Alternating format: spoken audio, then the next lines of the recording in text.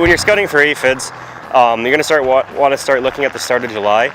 And basically what you're looking for and where you're checking is towards the new growth of the plant. That's where they're attracted to the most. And basically you're looking for small insects that are sucking on that growth.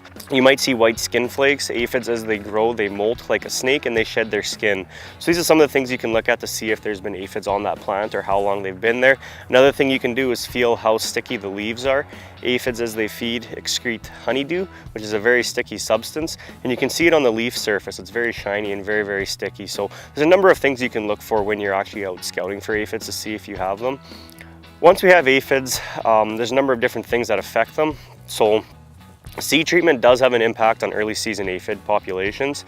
Seed treatments will last for quite a while after treating and after planting.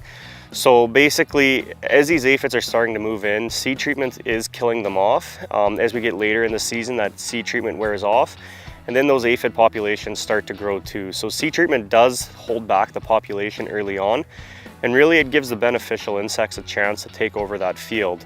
So there's a lot of beneficial insects that feed on aphids, and they'll show up after the aphid population gets high enough that there is a good food source. So like any ecosystem, you need prey before the predator moves in.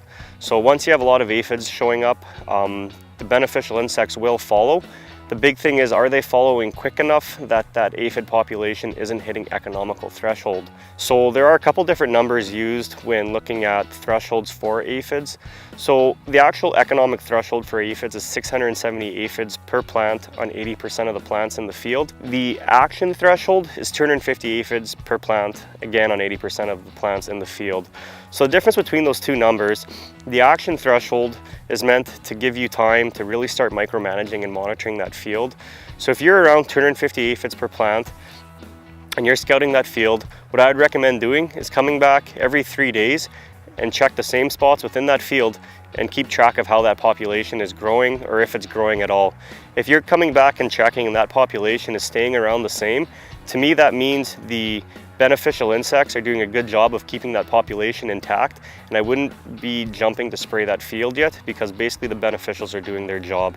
If you come back in 3 days and that population's basically doubled, it's moving up towards 400 to 500 aphids per plant, that basically means the beneficials aren't there in enough numbers to keep that population down, and that you're going to have to start to get ready to spray that field. So the action threshold is exactly that. It's a leadway to give you about 5 to 6 days to kind of scout that field and make decisions on whether or not you want to spray.